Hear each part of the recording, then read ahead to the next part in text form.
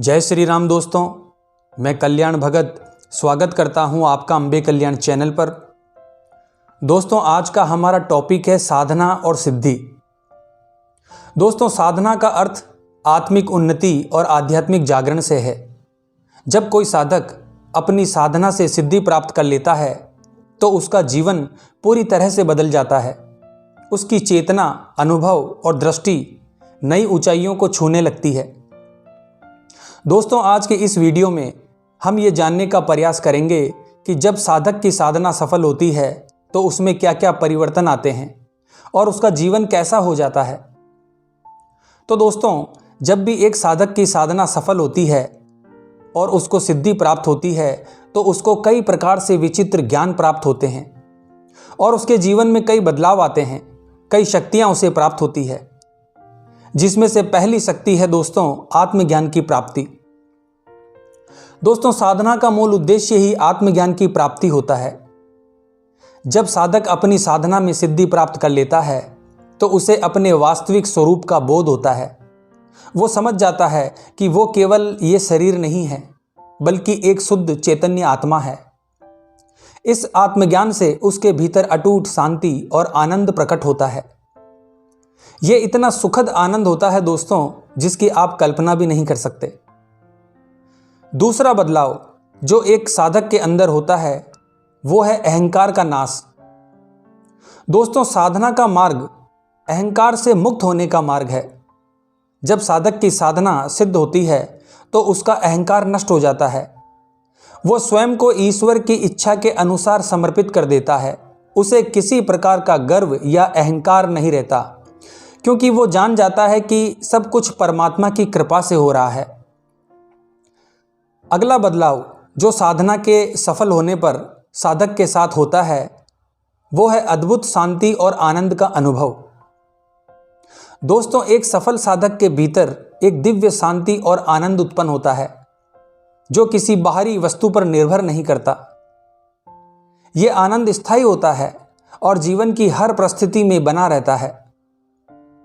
साधना में सफलता प्राप्त करने के बाद साधक को सांसारिक सुख दुख तुच्छ प्रतीत होते हैं।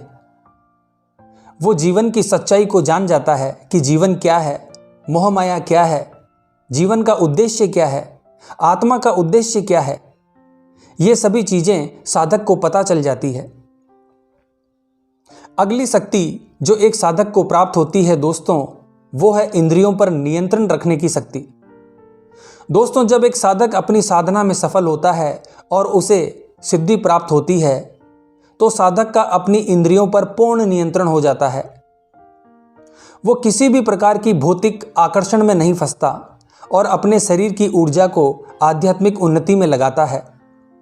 उसे स्वाद, स्पर्श, रूप, गंध आदि में आसक्ति नहीं होती और ना ही वो विषय वासनाओं का गुलाम बनता है।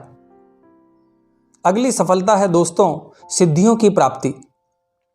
साधना में सिद्धि प्राप्त करने के बाद कई साधकों को विशेष शक्तियां प्राप्त होती है, जैसे दूर की बात सुनना, भविष्य देखना, स्वप्न सिद्धि, वाक सिद्धि, शरीर त्याग कर यात्रा करना।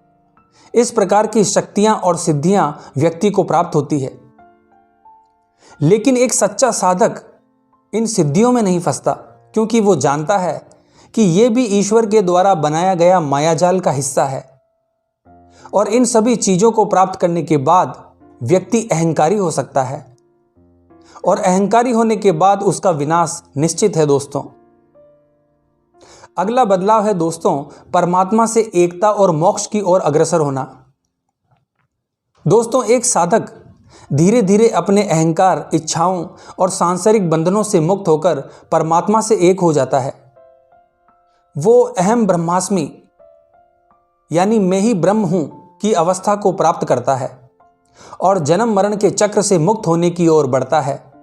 यही मोक्ष की स्थिति होती है, जहां केवल अनंत शांति और आनंद रहता है और प्रत्येक व्यक्ति को वहीं पहुंचना है दोस्तों, यकीन मानिए। अगला बदलाव जो साधक के जीवन में होता है दोस्तों, उसमें लोक कल्याण की भावना जागृत हो जाती है। दोस्तों, एक सच्चा साधक केवल स्वयं के लिए नहीं जीता, बल्कि वो संपूर्ण मानवता के कल्याण की भावना से प्रेरित हो जाता है। उसकी उपस्थिति मात्र से लोगों को शांति और आध्यात्मिक ऊर्जा प्राप्त होने लगती है। वो दूसरों को भी आत्मज्ञान की राह दिखाने के लिए प्रेरित करता है। दोस्तों, जब साधक की साधना सफल होती है तो उसका जीवन पूरी तरह से रूपांतरित हो जाता है।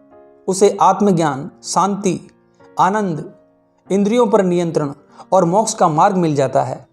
वो सांसारिक बंधनों से मुक्त होकर दिव्यता को प्राप्त करता है और समाज से प्रेम, शांति और ज्ञान का प्रकाश समाज में फैलाता है। इसीलिए जो भी साधना के मार्ग पर हैं, उन्हें धैर्य और विश्वास के साथ अपनी साधना को जारी रखना चाहिए। जब सही समय आएगा तब साधक को उसकी साधना का फल अवश्य मिलेगा दोस्तों, यकीन मानिए। तो आशा करता हूं दोस्तों, आज की ये जानकारी आपके लिए उपयोगी साबित होगी। तो मिलते हैं अगली वीडियो के माध्यम से। जय मां अम्बे, जय श्री कल्याण।